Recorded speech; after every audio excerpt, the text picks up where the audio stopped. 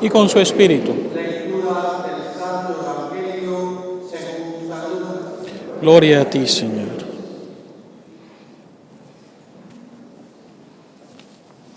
En aquel tiempo, como algunos ponderaban la solidez de la construcción del templo y la belleza de las ofrendas votivas que lo adornaban, Jesús dijo: días vendrán en que no quedará piedra sobre piedra de todo esto que están admirando, todo será destruido.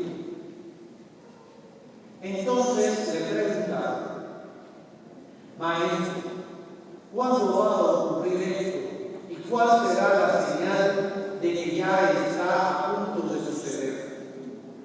Él les respondió: cuídense de que nadie los engañe, porque muchos vendrán usurpando mi nombre y dirán: yo soy el Mesías, el tiempo ha llegado.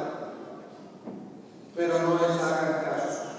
Cuando oigan hablar de guerras y revoluciones, que no nos domine el pánico, porque eso tiene que acontecer, pero todavía no es el fin.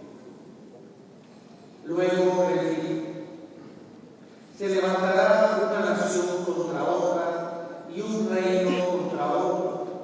En diferentes lugares habrá grandes terremotos, epidemias y hambre, y aparecerán en el cielo señales prodigiosas y terribles. Pero antes de todo esto, los perseguirán a ustedes y los apresarán, los llevarán a los tribunales y a la cárcel, y los harán comparecer ante reyes y gobernadores por causa mía. Con esto darán testimonio de mí.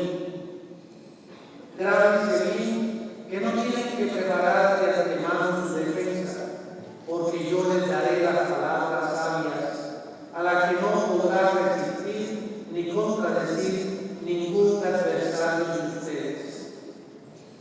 Los traicionarán hasta sus propios padres, hermanos, parientes y amigos.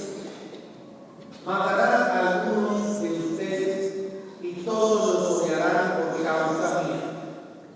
Sin embargo, no caerá ningún cabello de la cabeza de ustedes si se mantienen firmes. Conseguirán la vida. Palabra del Señor. Gloria a ti, Señor Jesús.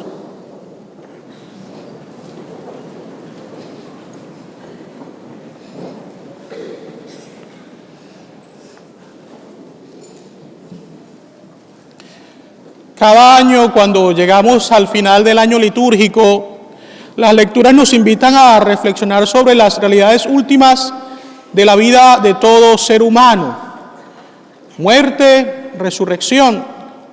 Y el día de hoy también la liturgia nos invita a meditar lo que será la parusía, es decir, la segunda venida gloriosa de Jesús. Siempre profesamos en el credo que Jesús regresará para juzgar a vivos y muertos. Un juicio que será fundamentado en la verdad, pero también en la misericordia. Sin embargo, yo considero que es importante, antes de meditar un poco lo que es la parusía, hablar de lo que sucede una vez que una persona fallece. Yo sé que muchas veces tenemos ciertas ideas, ciertas expectativas, pero siempre es bueno recordar lo que la Iglesia realmente enseña al respecto. Comencemos diciendo, queridos hermanos y hermanas, que el cielo, el infierno y el purgatorio son verdades de fe, en la cual todo cristiano católico debe creer.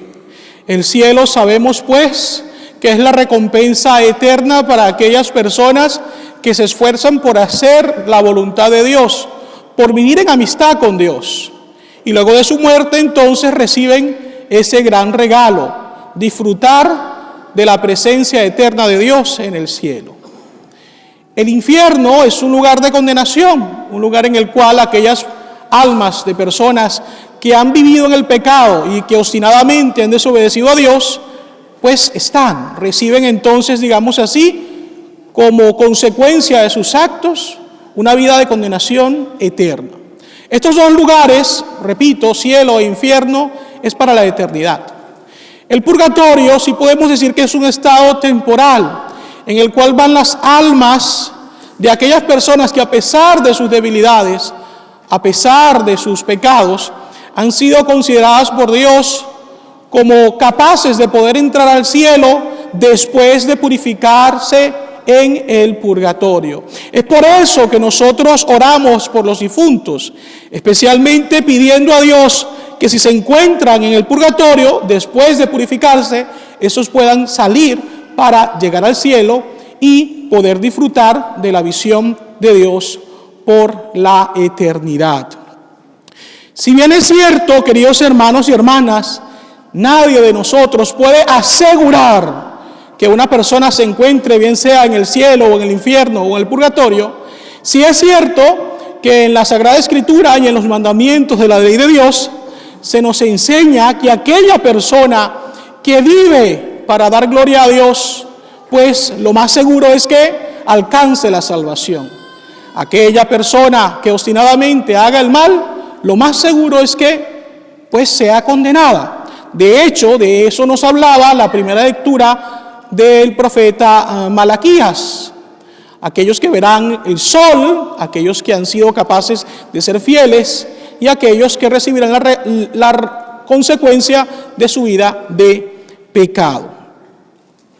Ahora bien, queridos hermanos y hermanas, cuando una persona fallece, lo que sucede es que viene un juicio individual, un juicio personal, en el cual Dios sentencia, bien sea la vida eterna en el cielo, en el infierno o el tiempo, pues, en el purgatorio. Cuando hablamos de la segunda venida de Cristo y el juicio final, hablamos entonces de que Jesús juzgará a todos, vivos y muertos, es lo que profesamos en el credo. Pero esa primera sentencia que se dio a aquellos que ya han fallecido antes de la segunda venida de Jesús será ratificada, es decir, no será cambiada. Mientras que aquellos que estén vivos en el momento de la segunda venida de Jesús, entonces recibirán solamente ese juicio final. Obviamente porque estarán vivos en el momento que ocurra la segunda venida del Señor. Entonces, recordemos, cada uno al morir recibe un juicio individual que es permanente, bien sea si es para el cielo o para el infierno. Si es purgatorio, entonces la persona está eventualmente salvada, pero debe purificarse en ese estado para posteriormente llegar al cielo. Eso pues lo tenemos ya entonces bien claro. Cuando suceda entonces la segunda venida, esa sentencia primera se mantiene para los que ya han muerto, mientras que los que estén vivos recibirán entonces solamente la sentencia del juicio final. Quise volver a explicar esto para que quede bastante claro. Ahora bien, queridos hermanos y hermanas, sabemos claramente que ocurrirá esa segunda venida del Señor. Pero lo que nos dice el Evangelio, y es importante que lo entendamos, es que nadie sabe ni el día ni la hora. Realmente no podemos creer en comentarios de personas que muchas veces quieren pues sembrar el terror, la tristeza, la desesperación en los corazones de muchos, pensando entonces que el fin del mundo es inminente.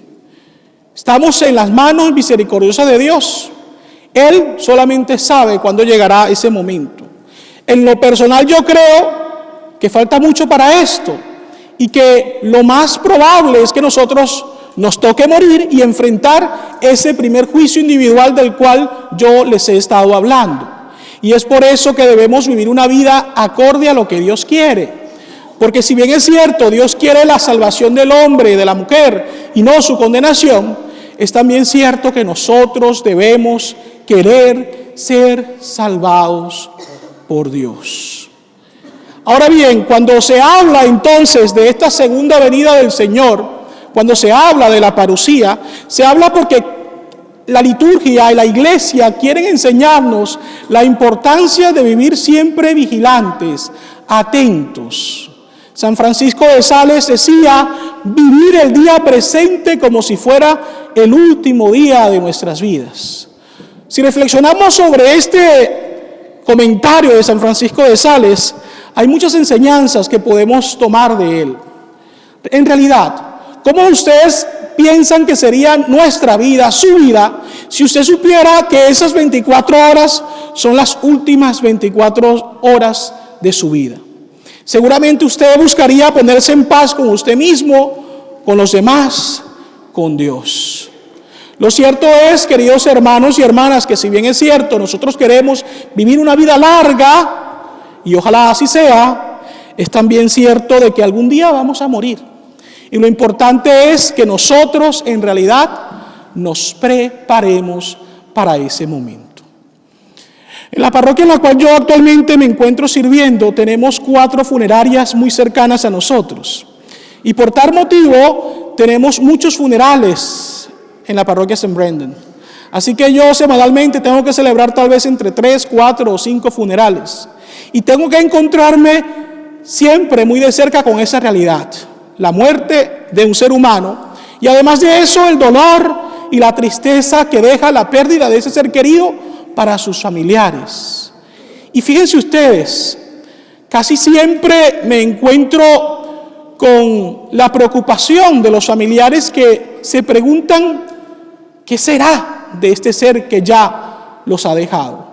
¿Realmente habrá alcanzado la misericordia de Dios para llegar al cielo? ¿O tendrá entonces que soportar lo que es la condenación eterna? En particular me recuerdo muchísimo a una mamá que me decía, padre, si bien es cierto, yo enseñé a mi hijo la fe y traté de compartir con él las enseñanzas de Dios y de la iglesia, también soy consciente que entre las virtudes que tenía mi hijo también tenía muchos defectos y cometió muchos errores. Así que, aunque confío en la misericordia de Dios, estoy realmente preocupada de cuál es su destino eterno. Por supuesto, como sacerdote, mi deber es infundir en esta señora un poco de paz, de tranquilidad, de confianza en la misericordia de Dios. Pero el razonamiento que ella hace es muy cierto. Ella es capaz de ver las virtudes de su hijo, pero tal vez ver también los errores cometidos. Y fíjense, el gran problema de nosotros es que muchas veces, una vez que la persona muere, era un santo, era una santa. ¡Qué bueno era! ¡Qué buena era! Y tal vez es cierto, en esencia somos buenos porque Dios nos ha creado buenos. Pero tampoco podemos entonces obviar que si nosotros vivimos obstinadamente en el pecado, no podemos decir que somos amigos de Dios del todo. Así que todo esto, queridos hermanos y hermanas, no se dice para infundir miedo en nadie, solamente para que estemos vigilantes, para que perseveremos en el cumplimiento de la voluntad de Dios, para que obremos siempre el bien a pesar de recibir el mal. Y fíjense, sobre todo en esos últimos 2 años, yo he estado predicando mucho sobre esto. Yo creo que los presentes, si ya me han escuchado antes, tal vez recordarán este comentario. No debemos dejar que ninguna circunstancia cambie nuestra esencia, que es ser creados por Dios en su amor y en su bondad. Que nadie ni nada nos robe la capacidad que Dios nos ha dado de hacer el bien y de amar a todos. Si nosotros dejamos que cualquier situación nos robe esto, estaremos entonces cometiendo un gran error, porque viviremos una vida triste, sombría, y sobre todo no estaremos cumpliendo con ese mandato que Dios nos hace de ser sal de la tierra y luz del mundo. Preparamos pues nuestros corazones para celebrar la próxima semana la solemnidad de Cristo, Rey y Señor del universo. Ya tendremos ocasión, pues, el próximo domingo de hablar sobre el significado y el sentido de esta fiesta tan importante con la cual cerramos el año litúrgico. Pero yo quisiera que desde ahora ustedes se esfuercen por ver al Señor como el Rey de sus vidas, el Rey de cada uno de nuestros corazones, y como fieles súbditos del Señor, nos esforcemos por agradarle en todo momento. Nos ponemos pues en las manos de María también y pedimos a ella que interceda por nosotros para alcanzar así la misericordia eterna del Padre que nos ha creado. Así sea.